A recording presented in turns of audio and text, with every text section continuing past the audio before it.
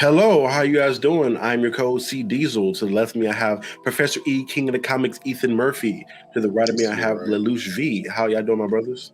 I'm to your left.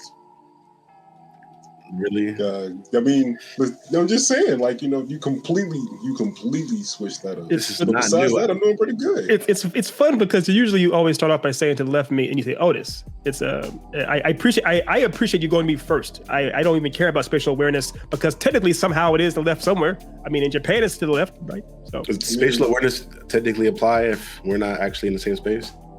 Oh yeah, I mean it's always you're always in some space. Yeah, always in some space. Right. Anyway, moving on. Moving further. Guys, we're talking Wednesday today. This is a show that a lot but of it's people Tuesday. Actually, it's Wednesday, I think. Hold on. It is Tuesday. Wow. First of all, Otis went for the low-hanging fruit. Second of all, you actually forgot what day it is. Talk about spatial awareness. This off. It's a minute and we're already terrible. We just wow. Goodbye. Good night, everybody. Thanks for coming in. We apologize for everything. I'm too sick to fight it. Going forward. Wednesday, guys. Show starring Jenna Ortega, one of my waifus. She's going to be a part of the harem.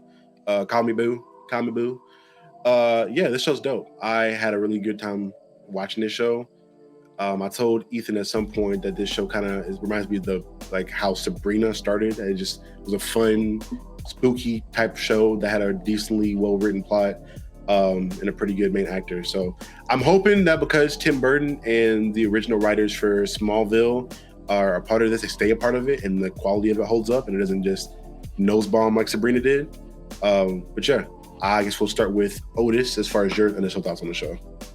Yeah, I thought it was pretty well done. I've always been a big fan of Wednesday Addams, from the Christina Ricci version, going down to the ABC Family TV show version that they had a few years later. Mm-hmm. So I was curious to get the chance to see more of her character, and then the more she spoke, the more I related to her. Like, I mean, she has her dark views of the world, and that's my life in general. So I mean, I resonated pretty well with her. I thought the rest of the cast was pretty well done. I really appreciate that they gave layers to the cast. Like, they weren't just like the character that you met when you first started this show is not the character you get by the end of the season for anybody. Mm-hmm. And it's hard to do that well for multiple characters in a short amount of time. And I think they found ways to do that pretty well in this. Professor E? Yeah, I second Otis's sentiments, especially with him relating to Wednesday. We literally, Charlie and I were joking about how Otis is our own personal Wednesday in the best possible way. Obviously, we all love Wednesday and we love Otis, so it makes sense. But yeah, Wednesday, I was a fan of Wednesday Addams from the original, not original, but from the movies from the 90s by Sonnenfeld. And then I actually, after watching those movies as a kid, I went back and read the comic books, the comic strips, I guess, from forever ago, like the 30s and 40s and whatnot. And she's actually funny there too. She's not obviously as dark, but it's still very much a dark tone for the character. So seeing how I think this is by far the best iteration of the character is in this show. It took a very skilled actor to bring it to life in just this kind of a way. I mean, one of the things that the best parts of this show is how Jenna Ortega is able to do the deadpan. She delivers jokes all the time, but she's doing it with such a perfect deadpan delivery that it works really, really well. And I agree with what you said too, Charlie, that in a different hands, if it was a different showrunner than Tim Burton, or if Goa Millar or Miller, is it Miller or Millar? I think it's Millar, I believe. It's spelled Millar, but maybe pronounced Miller, I'm not sure. But it's in different hands, in different showrunners' hands, this could have been turned into a Sabrina very easily. So I'm glad it came out as well as it did. More of the story, don't be Sabrina. Don't be later Sabrina. I'll say that. In this church, nah, don't do that. Anyway, let's try to get into our categories like we initially did a while back when we were doing reviews. Let's start just with the acting and get into that realm. Obviously, Jenna Ortega being the lead actor, like you said, did an amazing job. It felt like this character and her were like meant to happen. I don't know how seamless it was for her to get into that role, but it felt like she meant to do this. She was meant for this character. I don't know if you guys, I know, Ethan, you've seen X, correct? No, I watched videos pretty much explaining the entire film from start to finish, but I haven't actually watched it yet. Yeah. So yeah, I know what the character's like. She was really well. I've seen her in that. Obviously, she was really good. I initially saw her on Jane the Virgin, but again, she was more so playing a flashback character, so she didn't get too much opportunity to show her acting chops. I think she was in the most recent Scream reboots as well. So she's been getting a lot of acting in the horror realm, and as well as I guess some of the soap drama type stuff with Jane. But yeah, she's somewhat of a veteran now, which is crazy to say because she's 20, and she's doing well so far. And she really showed me a different side of her through this role. Well, she was also in You. I think You was the thing I saw most. She was in that season 2, right? Season 2, most recently before this. And her personality, she was kind of dark and sardonic. Not as dark as Wednesday, but she was kind of sardonic in some way. I can only imagine that obviously people behind this show clearly saw her work in that and were like, oh, maybe she could pull it off. I mean, I don't think that's a coincidence. They're both Netflix properties. They saw her firsthand and was like, oh, I think that works. Yeah. And I agree. That's the first project that I really know her from. Like I'm not as like I haven't seen X. Jane the Virgin is something I avoided, like the bubonic plague. So this is the first real project that I've really paid attention to her in besides You. And I feel like she definitely elevated what the little bit of acting that she had in there. Yeah. And in this, I mean, she killed it. Everything from her snappy comebacks to her dance number to just her interactions with people in general. They really felt authentic. And it made a lot of sense to me. Like nothing about her characters felt forced or unproperly motivated. Mm-hmm. So kudos on that. Also, on that same token, apparently she choreographed the actual dance scene herself, from what I heard. So if that was the case, again, she did her dance, she did her thing on that one. That was very interesting for you to work in like that morbid, like zombie style. As again, like Ethan said, being able to keep that deadpan face when you're doing that goofy, wild stuff is talent. Because me being a goofball I cannot keep a straight face while doing that stuff. That was amazing. Yeah. I can do it pretty good. I mean, you're doing it right now. I can't. That's you smiling right now. I mean, look at his face. Look at it. He's trying to fight it now. That nigga was just smiling like 2 seconds ago. I was talking about like keeping my face monotone. When you're doing, I have to make a conscious note to like show emotion to people. Yeah, it does take a lot. I see you do this shit and throw your arms to keep a straight face. I can't imagine Otis. Can you imagine Otis like moving his arms like that for any? If he even, I can see Otis on fire and still see him like just standing there, still just chilling. Just chilling. Quick correction. Apparently, Scream was the most recent thing she was in. The new Scream. Scream 5, I think is what it is. 5. Okay. 5, I think. Yeah, the reboot. I think it's not a reboot, but it's what they did with the first Halloween, where it's like a continuation from the other stuff. Yeah. But yeah, outside of Jenna, obviously she did great.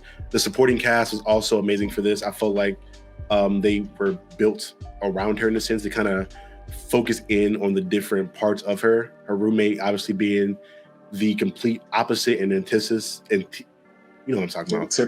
Antithesis of her is in regards to her being like super bubbly, bright, and then I hate those. The thing that I really loved about that is that you see this shot a lot in the room, showing like the duality of like how their personalities are, and then in a million different times you'd see Wednesday slowly kind of moving over into the other side, kind of showing that okay, she's going from this purely dark character now she has there's a duality to her. She has layers now, right? And they show that in the shots, so it's a growth. I mean, Otis brought up before how all the characters have arcs, and that's definitely her arc. Her arc is basically how it opens with her basically stating how she, I mean, when she first meets Enid is the character's name, her roommate, how she's literally allergic to color. That's what she says. Obviously, meaning if anything colorful touches her, if she breaks out in hives. She wears a black and white version of the school uniform, which ordinarily has color.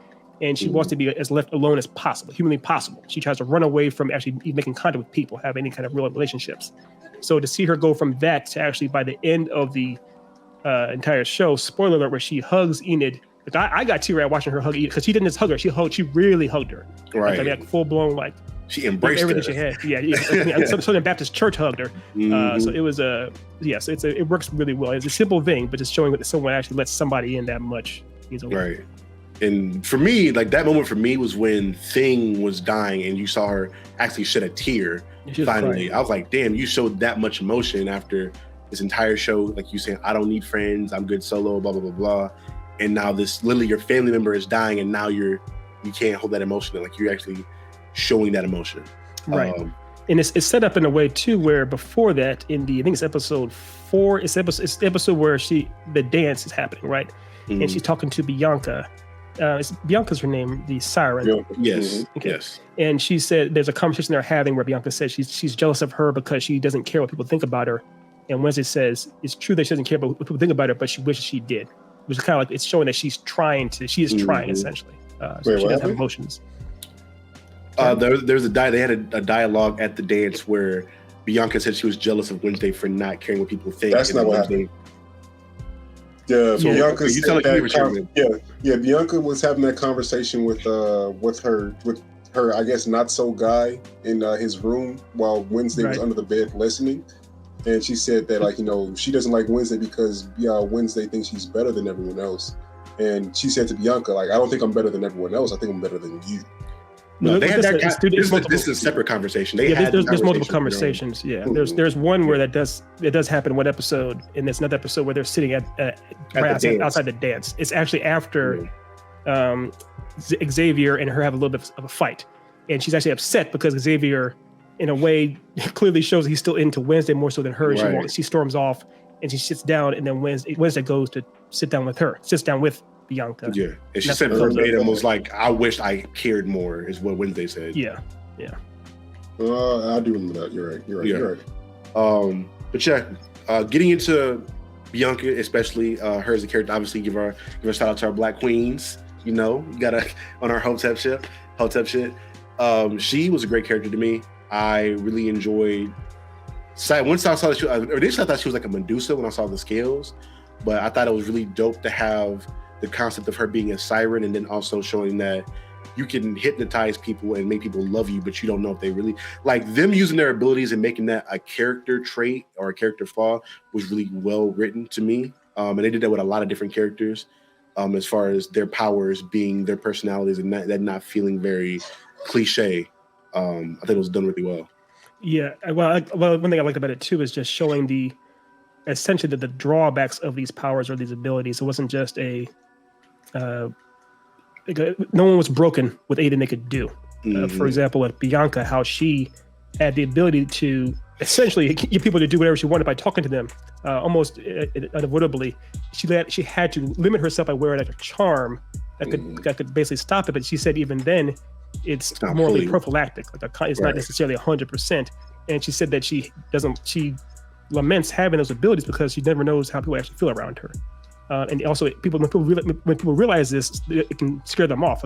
Obviously, Xavier broke up with her because of it, and that's just one example. So it's I like that this show did explore the idea of what it would be like to actually have quote unquote monster or mutant powers and the drawbacks of those essentially.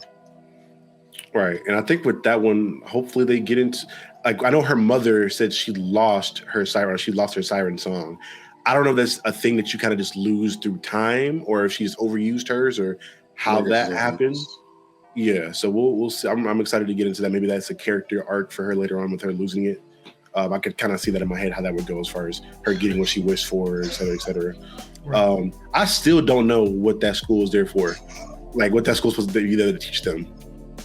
They're not really learning how to use their powers or control them, or even like how to hide in society, because I saw me and Ethan had a really long debate about this. I don't know if you were there in the party for that, Otis. Yeah, he wasn't there. We were discussing like what was the point of the school essentially, because we knew that people of the town, like the normies, did or did not know that the outcasts actually had powers that can murder them.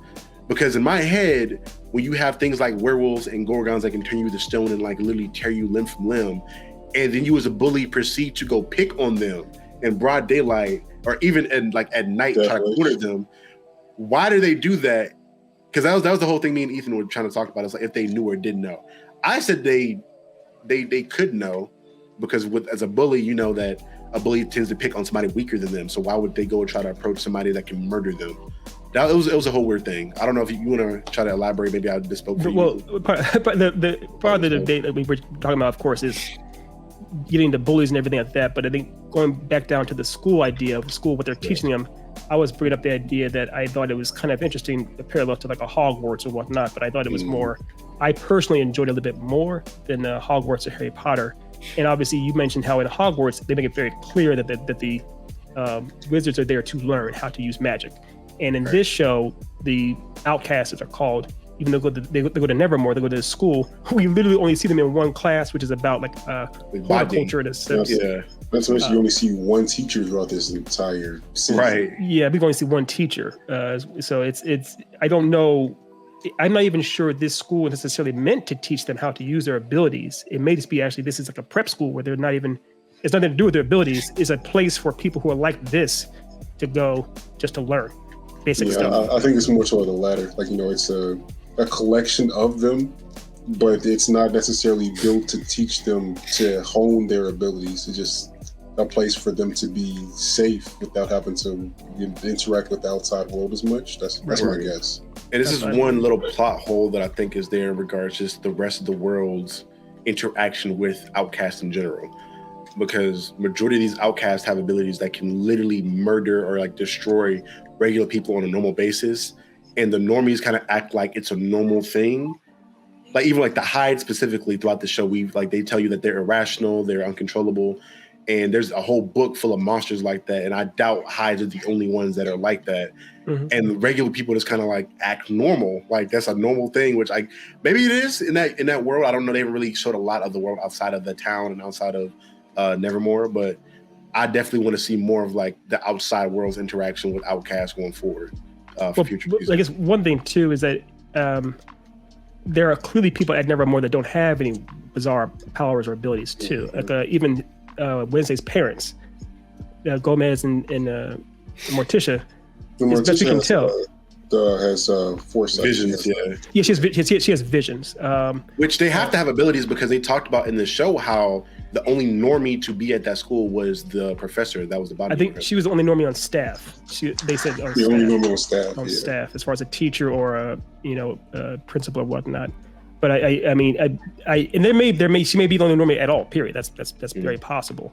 But as far as getting into the whole bully scenario, as we were talking about at great length during our chat, was just that it is. There's no denying it that these bullies are, of course, picking on a werewolf. I think, or not a werewolf, because they didn't pick on Enid, but they picked on Enid at one point. They picked on Enid, I guess some, but they picked on Wednesday without knowing what she could do. And there's the potential for her to be a vicious monster, of course. But I was saying that I was comparing it to X-Men in the sense that there are, of course, there are people that pick on the mutants in X-Men like crazy. The ones that they do know have powers. So it's not. I'm not saying that it's logical for bullies to pick on anybody. And it's definitely not logical for bullies to pick on beings that have the power to kill them. But it's a matter of, I guess, some suspension of disbelief in the idea that bullies will pick on anybody is because they're bullies. As simple as that. Fair enough. I think we're getting into like the crux of what we were talking about beforehand. Because I see your point.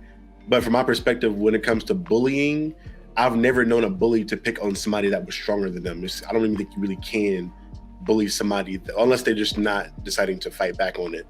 And that's fair. That's fair. People try to bully athletes online all the time, and we know good and well that they can't do anything with those athletes. That's them chatting. I don't even consider that bullying because you're not doing or saying any of that in person. I mean, cyberbullying is cyberbullying is literally people committing suicide. True. Fair enough. Fair enough. I'll give you that. Yeah, as far as cyberbullying goes, but as far as like physical cyberbullying, even then, there's a sense of safety with that because you're not anywhere near this individual. If we're talking, I guess, for lack of a better term, traditional bullying, in which you're like shoving people in lockers, stealing shit or whatever, beating them up, you feel like you have power over this individual to some extent. And even I talked about even with the X-Men thing, most of the X-Men that get bullied are like people that you can see they don't have any crazy abilities either. Well, not all of them, because usually it's, from what I see, it's the people that went to school with these X-Men or whatever else that bully them because they know them and kind of know what they're able to do. Or it's people that kind of throw shit or mock X-Men or other mutants from a distance. They don't really like. So, yes, maybe there's like a run or a comment that I'm missing there, but from me watching movies and reading some of the comments, that's what I'm getting from that. No, that's fair. It goes both ways. Obviously, Friends of Humanity are the people that are non-mutants that obviously have all the they hate against. It's their against imperative in some capacity to like the clan of some capacity, But they clearly have no problems like rounding up or circling around mutants of any kind and all kinds and just spitting all kinds of hate at them just because they are. So it's and again it's hypothetical. This is fictional works. Yeah, right, so trying to break down the logic of fictional beings doing things, who knows. That's just more me so pointing out the well, maybe it's not a plot hole. I don't know. For me, it's a plot hole from that extent as to why, especially with the Wednesday situation, because if she beats your ass 1v4 easily, why would you then proceed to try to fight her again? Part of it is the one thing is because they don't like her.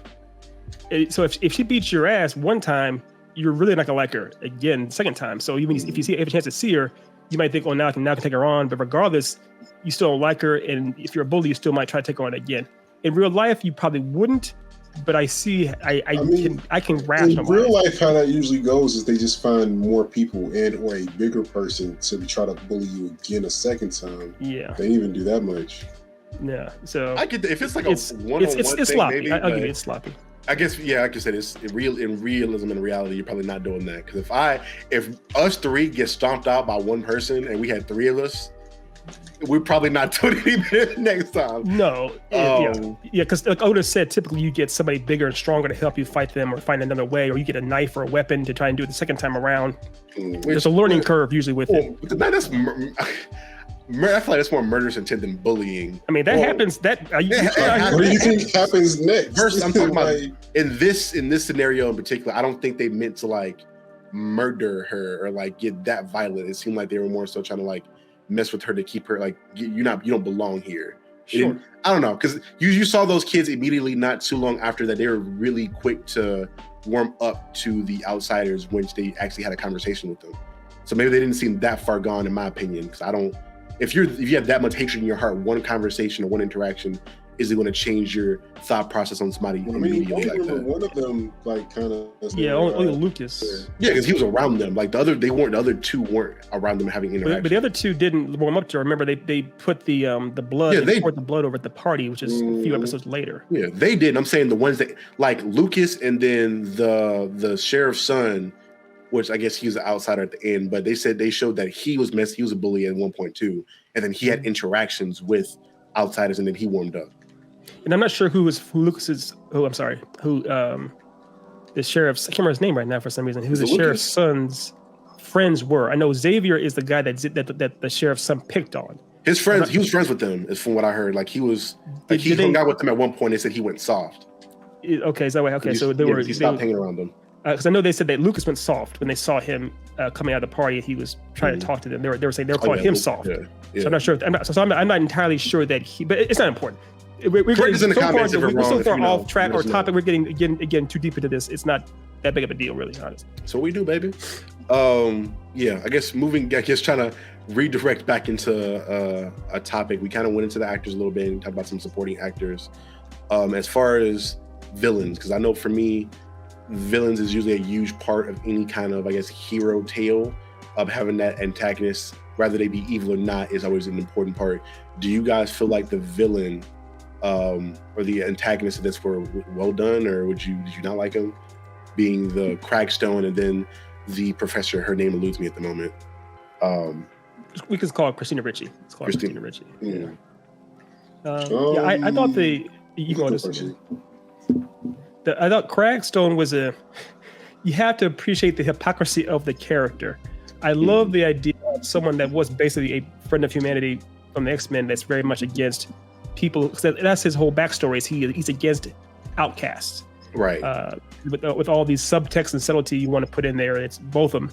But he's a friend. He's against them firmly, right? Mm-hmm. And he's back with a staff that makes him himself an outcast. He has powers like magical things. Right. So dude, the very thing you died fighting against is now you're embracing it. So what are you up to, my friend? Yeah, I think the professor talked about that, where he was like, he realized that he couldn't beat them because he's a normie, so he resorted to using that stuff. Yeah. Which again, that was probably the most realistic thing out of the show that I can think of as regards to somebody with some sort of prejudice ended up becoming the thing that they don't like in some extent, or having a huge sense of hypocrisy. Right, having that was some really hypocrisy good. to him. And the thing is, I appreciated Christina Ricci's character more as a villain. I mean, obviously, it's pretty clear that she's dirty. The second you see her snap at that statue, it's like, oh yeah, she's dirty. Even beforehand, I'm sure some folks figured out because she just seemed too nice and too sweet clean.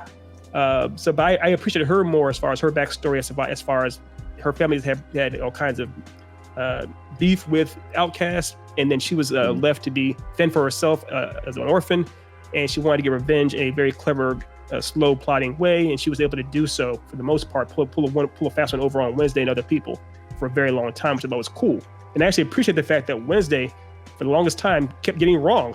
As smart as she might be, as capable as she might be, as much of a quote-unquote Mary Sue as she might be, she got things wrong all the time. So it was fun to watch someone outsmarting Wednesday over and over again, which is Christina Ricci's character. I think that Cragstone was a bit of a, I get why they put him in there. You want to have a big spectacle at the end, fair enough. Right. But he didn't quite track necessarily. Like, why did he even have powers at the end? Like, how'd you acquire those? Like, what gave you those to begin with? But right. So for me, that part, I actually enjoyed him. I thought it was really dope for when he immediately made his first appearance as a zombie. He immediately was just like, oh, fuck you, and stabbed her immediately in the gut. Like, there was no, I'm telling you about a plan. It was, oh, you the ops. All right, cool. Clink, clink. I was like, damn. Like, I remember visibly being like, damn, he really did not waste no time or take no chances. He's like, I'm murdering you straight out at the gate, and then we're going to go continue to murder everybody else. Yeah. So I thought that was really well done as far as them not doing the evil mustache twirling villain thing of, I'm going to explain everything. And that's what I was scared was going to happen, is that he was going to explain why he hates. No, he just went straight to business. There was no explanation needed. I'm just killing you and keeping it going. And as far as the I guess quote unquote mystery as regards to who the main villain was outside of him, I thought it was really well done. Obviously, I feel like they made the professor a little bit too nice, but in that same regard, I felt like they also gave a lot of reasoning for. I thought it was going to be the principal for the longest time, from the way they kind of depicted her as being the shapeshifter. Like, she had all the evidence there. Which again, you could probably see it as being them trying too hard to lead the reader, not the reader, but the watcher off the trail, the audience off the trail. But for me, there was a couple people like that where they kind of introduced them and then gave pretty good reasoning on why each one could be the main antagonist. And I don't know, I thought it was well done. I don't think it was too easy to guess.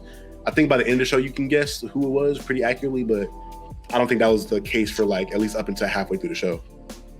Yeah, this is one I didn't figure out right away. Like, typically, well, with mystery stuff like this, they usually give away some type of nudge or hint to what it was immediately. I would say it was at least like maybe episode 5, episode 6 before I was really on to the boyfriend, because I knew something was up with him. Like, there's certain things just didn't really seem right about that. But Christina Ricci, I didn't really see her character until after, the first kind of throw off for her, make it seem like it was the therapist, psychiatrist, the psychiatrist. Yeah, that one actually, because the thing was, you're talking about the red herrings earlier, Charlie. The biggest red herring that was just too evident, that was too much over the top, right? It's like, okay, this clearly isn't the right. With Xavier, they put so much. Yeah, they put so much on Xavier. They're painting it and everything. I was like, yeah, it's like, okay, wait a minute here. There in the movie Minority Report, Colin Farrell's character talks about this is an orgy of evidence, and he says, you know how many times you have an orgy of evidence in my time as a detective? Never. So it's kind of like there was too many orgies of evidence to support that he was the baddie for it to be true, essentially. So I knew it was somebody else other than him. Which initially, I thought it was decent initially, like when they had his footprints disappearing or whatever, when she followed him out there. Yeah. I was like, all right, cool. But then I think maybe the next episode or maybe that same episode where she went into the shack, and I was like, okay. Yeah, it's right. A bit, and the scratches on his neck too. It's like, okay, even because here's the thing, even if the audience can see it that clearly, it's a poor mystery, and they wouldn't do that. So they had to misdirect us in some way. They may have misdirected us a bit too hard, but I give it to you. I really like the idea too, like you mentioned, the idea of the principal being involved, because she clearly was covering up the death of a child, which is pretty bad. So there are, yeah. Well, technically he didn't die. He's got Yeah, he did. No, he died. The bee guy? He died. He for sure died. Yeah, like she disguised herself as him, like the kid that died at the beginning. Oh yeah, that guy. Yeah. I'm thinking about the beehive guy from the end. Okay. No. My bad. The other glasses kid. Yeah, I forgot about him. Yeah. So the telekinetic. I can't remember his name. Now we're sorry. We apologize. Apparently my age is spreading to my co-host. We can't remember anybody's names basically, but yeah. We're still all recovering from the sickness we got from flying out to LA. At least I am. I'm still kind of coming out from it. Yeah, I'm dealing with it. I mean, I know the B guy's name was Eugene, but I cannot pull the telekinetic guy. He was only in the first episode. So, which ironically, I was trying to figure. I was kind of with you where I thought he was a normie until the end. I'm like, oh, he controls bees. Okay, that makes sense. Yeah. Even going like, I kind of want to know what Gomez's power is now, her father, because now we know that family lineage has powers with his brother having like the electricity thing. Well, so do you know how he has electricity, right? I do not. So basically, I think they quickly gloss over it in some capacity in this show, but it's meant to be. He's had so many lobotomies. Not lobotomies, but he has so much electroshock therapy that it just basically stuck with him. It's like over time, it's like we can't. It just he liked it too much, and now it's like kind of permanent into his body. So that's why he has that electricity. Yeah. Which is crazy how that just defies all laws of science and physics. Anyway. Oh man. And they had Fred Armisen as Fester in this. We haven't talked about that. That was wild. That was interesting. But, the casting was really well done for this show. I feel like all the characters, nobody really felt out of place. And even me, I'm not the biggest Addams Family fan, so I can't say that I'm like really holding on to the essence of what these characters are supposed to be. But for my general basic understanding of the characters, it felt like the actors did a pretty good job of displaying these characters on screen. Sure. Y'all felt the same way, or y'all felt different about it?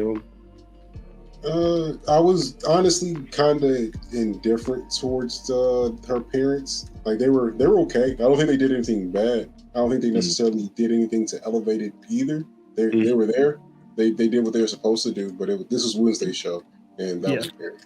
Right. Yeah, it's part of it too is that the most well-known iteration of the Addams Family is probably the Raul Julia and Angelica Houston version of Morticia and Gomez. But that's the Gomez, Raul Julius Gomez, is kind of the most untraditional version of him. Typically, he's always a short, stocky guy that looks kind of like a weird, creepy thing. You see in the comic books, the comic strips, you see it in the TV show, you see it in the other iterations as far as animations and everything else. So this Luis Guzman's portrayal of him is actually a closer version of what he should have been, as opposed to a tall Casanova as he was in Raul Julia's day.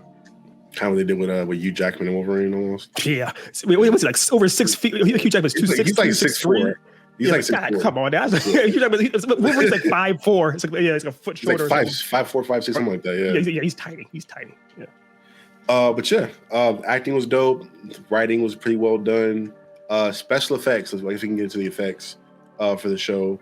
They used some CGI, but I got to look up how they did the puppetry for Thing, because that seemed like a lot of it was like puppetry, and it seemed really well done with him. Like I really enjoyed whoever was in charge of like driving him and piloting him did an amazing job, because just like him flailing his fingers around, I somehow understood the things not exactly what he was trying to say, but like I could feel the emotions coming out of a hand with him just like sporadically doing stuff, or him gesturing. Like it felt like he had a personality through just that, and I think that was really well done from whoever was in charge of the special effects for him in particular. Absolutely, and I'll be honest, man. He's probably my favorite character in the whole picture, the whole series or season. The thing about it was too is oftentimes you have a character that has to have someone to call a foil, typically someone for them to bounce ideas off of or talk to, or a partner in crime solving, like Sherlock has Watson and so forth. And hers, it's a perfect foil for Wednesday. Someone that's so dark and doesn't want to talk to anybody. He's so introverted in a sense. Is a silent hand. It's just literally a hand. I can't argue with her. Can't do anything about it. It's literally just a hand. That's it. He's also able to be anywhere for her at any time. He could be in her backpack. He could be in the boat with them during the race, the boat race. He could be in a morgue and no one could see him. He was like the perfect device, and the show used him perfectly, essentially. Yeah, he can swim fast enough to punch out a mermaid. Punch out a mermaid. That's impressive. Gave him a left hook. He gave him a hook, man. I was like, what? Well, you gotta think about how strong that hand has to be though to do what it does. Yeah, it has to be. I have no idea how it was funny also how they actually address it too. They put they hang a lantern on that idea of thing where Enid asks him like, what is this? How does this work? And Wednesday says he's a Addams family mystery. So essentially they admit we don't even know what he is. He just is what he is. Kind of I'm assuming he's some sort of Frankenstein because he has a stitching on different parts of his hand which is weird because like, all the skin on his hand looks the same tone, but he has like the stitching where it seems like he was like put together. So I don't know what that means in particular. Maybe there's an origin story from him in the comics, I guess. No, because the thing is typically, I haven't seen any other iteration, maybe Otis has, of thing where he actually has the stitching. It's always just a plain hand. Okay. But I like the idea that maybe in some sense with this iteration, he was like put back together again. Either he was Frankenstein, like you said, or he actually, it's the same hand that had to get, basically had come off a dead person and they had to kind of put it back together. They had to kind of close it up, the wounds essentially with the stitches. Regardless of what it is, I like that they didn't try to explain it away. They didn't have a whole origin backstory like James Howlett. It's like, no, it is what it is. The end. Move on.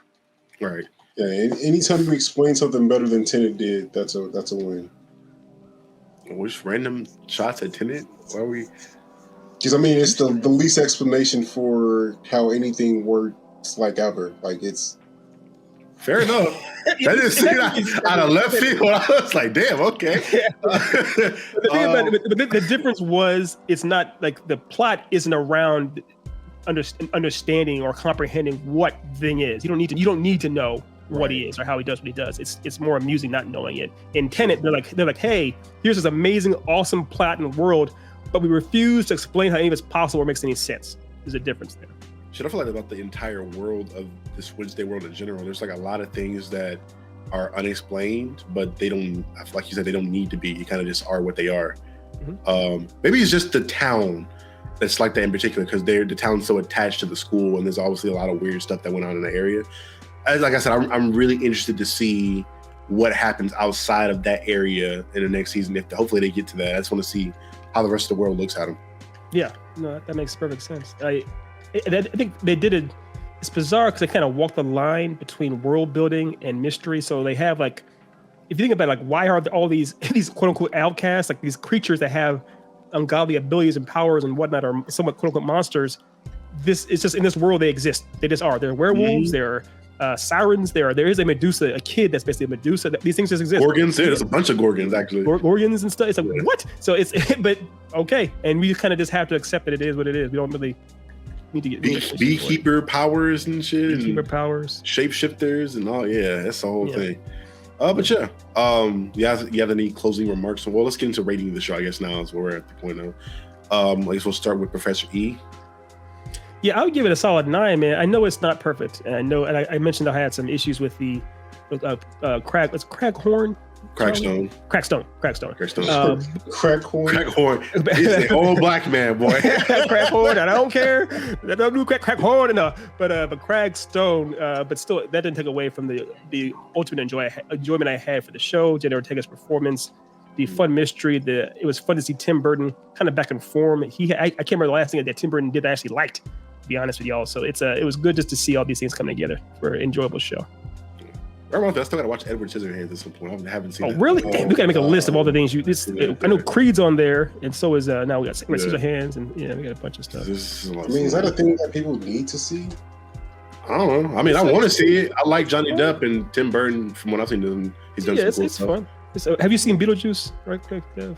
Parts. I haven't seen the thing. That's my. I watched like that's a more necessary one right there. I watched like 20 minutes and then fell asleep, and it was like during I was staying at a cousin's house.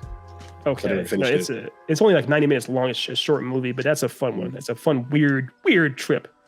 Right. For me, it's a Winona Ryder. Winona Ryder. Yep, he's in Sleepy Hollow. Yeah. I'll give the show a solid 8. It was fun. I watched it in spurts. It wasn't I wasn't obsessed with it. Like for me, like a 9 or 10 shows that I have to watch and I can't stop watching. This was one of those shows where I enjoyed the watch whenever I watched it, but I didn't feel like I was obsessed to having to finish the story up. which part of that could have been just for the fact we were traveling during the whole time it was airing or whatever else. But yeah, solid 8 for me. I enjoyed it. I can't wait for a second season. I'm going to give it a solid 9 also. I'm a big fan of well-crafted stories, and this one found ways to come all into one. You know, it's a difficult thing to have multiple character arcs that work well, successfully, and for them to be able to pull that off with this series that nobody was really like looking for, really, like nobody was like sitting there waiting for another piece of Addams Family content. So I'll definitely give them credit for that. Solid 9 for me. Yeah, this is one of those shows where I don't mind you rebooting or doing a sequel to it because it hasn't been touched in a long time. And they had a fun spin or approach with just focusing on one character. Exactly. Yeah. It was a good decision. Like that. This is one of those things where I think it just through circumstance and fate or destiny, whatever you want to call it, it worked out that everything just fit like a glove really seamlessly. From the actors to the writing to whatever. It was dope. And real quick, you mentioned while you were out here that I think Otis, you mentioned that this show supposedly has more viewership than this Stranger Things. No, they total viewership. They've more people have seen this Addams Family show than have seen Stranger Things in general, which is bewildering to think. It makes more sense to me because I feel like the Addams Family has a lot more pull on older audiences. As far as like it just has that brand recognition. It does, but I think what it is too is that Stranger Things had 4 years roughly. It's got 4 seasons, so had a longer time to build up all kinds of how long of a break how many years were in between the seasons too? It was like a big gap, wasn't it? It may have been a year, but people still that only makes oftentimes it gives you more time for people to catch up to it and kind of building things. So if Wednesday in its one season already managed to eclipse the biggest show, what I thought was the biggest show on Netflix. That's saying a lot. Which also I think the success of Stranger Things kind of attributes to that, just because it has brought more people to the platform of Netflix. So there are more people to view it than there initially were when Stranger Things first started. That makes me sense. All right. I gotta figure out how Netflix does this shit because their word to mouth. At this point, it's too coincidental to not just be a random thing, where they'll drop a project that doesn't have the most big brand recognition. It doesn't have like the biggest actors, and just like word to mouth just drives that thing away like crazy. Where like you just randomly see a million TikToks, Facebook posts, Instagram posts about this show, and it doesn't make sense why. Right. I'm pretty sure they're paying their people to make those type of posts. Like they're paying a marketing team to prepare content like that, and then they have an efficient way of spreading it around the people because their marketing is amazing. Yeah. There's only certain shows or certain projects that get that kind of hype. Like obviously, Gray Man had it. Glass Onion, the Knives Out sequels has it now. Even the bad ones though, like Bird Box. Bird Box had it back in the day with Sandra Bullock because it's a big name actor. You had some too. Wasn't as much, but Squid Game was the biggest one for me because that wasn't even in English, and people. I feel like Squid Game got the promotions and stuff after the fact. It wasn't hyped up that much ahead of time. It kind of like once. It was almost like it was a posthumous promotions. Like once they realized people were watching it, it was like you said, word of mouth. Then they kind of doubled down and tried to promote it, but it wasn't promoted that much before it came out. I think. Well, even that being the case, there's not too many other shows on other platforms I can think of that have that hype. Where it's not like a Game of Thrones or like a House of the Dragon, probably because again it's associated with Game of Thrones. Yeah. But on like any other like streaming platform, I can't think of any like original Hulu, HBO, Amazon show outside of like probably Invincible, probably the biggest one. Did The Boys have a lot of hype before the show started though? A lot, quite a bit. People were hyped about it because they read the comics for it. Yeah, so it is an IP. It's already established IP, and it's like Wednesday had obviously a lot of hype around it too because it was Tim Burton. It was established IP. So there's certain things that of course are going to hype up. But like you said with Squid Games, it was a Korean show. It's like I'm not even sure. I'm pretty sure Netflix wasn't aware of what they had. They didn't think it was as big as Squid Game, things like Bird Box. They're just like I don't know. It's just weird to me. It's how they do that when all these other major studios that probably have more funding and more money behind them aren't able to replicate that to that same extent. but Netflix has at least viewer like count has a lot to do with it, in my opinion. The amount of people that have Netflix versus the amount of people that have like a Hulu or Apple TV. Like the only one that is in the same stratosphere of people is Disney, which did eventually pass Netflix in user count. Yeah. But Bizarre record the fact time. that all those people have seen those things, and when you make content around it, that many more people can resonate with it. It definitely gives a huge advantage. Yeah. On that same token, I feel like a large part of that came from like Netflix being like a cultural thing now. Like that being the whole like the Netflix and chill era was like so strong where I still see people try to make like memes about that shit today, even though it's kind of played out now. But like in every household, it's like a staple. It's like we have cable, Netflix, and whatever else. Like Netflix is like the staple thing that everybody has in their house. It is synonymous with streaming. Is Netflix, Amazon Prime, and everything, and Hulu, like y'all mentioned, isn't necessarily as synonymous or as ubiquitous with streaming. Right. Disney, I'll give you that. Like Disney is kind of like that now, but I think that's because they just have like some of the biggest IPs that ever exist. But even with Disney, their original IPs are greatly dwarfed by Netflix. So it's Oh yeah, it's not even a question. That's wild. But yeah, we can get, I guess, break down the third eye conspiracy of Netflix later on. Yeah, so that's another whole. You're already going along with this. That's another whole video. One thing I do want to get into before we get out of this Wednesday one is like, how do you feel about some of the controversy that came towards this show with people saying that it was quote unquote racist? How all the black people were antagonists. Do you guys agree with that statement at all? Or I'll keep it simple with that one. They didn't watch the show. You can't have watched the show even like we talked about it before. I watched 3 episodes when that controversy started, and I was confuddled as to why people were saying that. Because literally, even all the black characters that were antagonists to start ended up being allies by the end of it.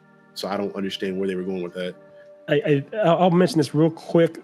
I think it's bizarre for them to throw the thing that's racist towards anyone, because I mean, obviously the leads are Latin American, which is great. Right. And then I like the idea that they actually have people of color in the show that A, aren't related, and B, are dynamic, interesting characters. They may do some things that you may not approve of at first or whatnot, but they do grow. They have interesting arcs. They are interesting. They're just compelling characters overall. And Bianca, people were saying that all the black characters, for example, are evil or bad guys. Like, that's not true. For example, Bianca is very much Wednesday's ally by the end of the show. And all she was basically just her rival in the beginning. She wasn't trying to hurt her. She was a rival at the beginning. And then Lucas, even though he started off as a bully, by the end of the show, he's very much, like you said, trying to help them out. And he's into Enid and everything else. And he actually has to pay for his mistakes too. So I'll take even a further level with Bianca. She was more morally sound than Wednesday was, because like she was like, oh, you're going too far here. Right. We got to reel this in. What is this going on? Like, yeah. Even that being said, I'm not against there being black villains. We don't get a lot of representation in that area anyway. I don't get why whenever people talk about representation, that means we have to be the hero or the star of this thing. Usually villains are what make or the antagonists make a lot of films. I'm not opposed to some black antagonists and black villains, because usually you tend to remember those characters even more so than the heroes. Yeah, I understand if we're only being shown, or if any race or what have you is being shown only in one stereotypical view or a stereotypical lens, I get that. But that wasn't the case here. They were very interesting, compelling characters that were not stereotypes in any capacity. So yeah, and I agree with what you said too, Charlie, that villains can be amazing. I mean, we all remember in Black Panther 1, Killmonger.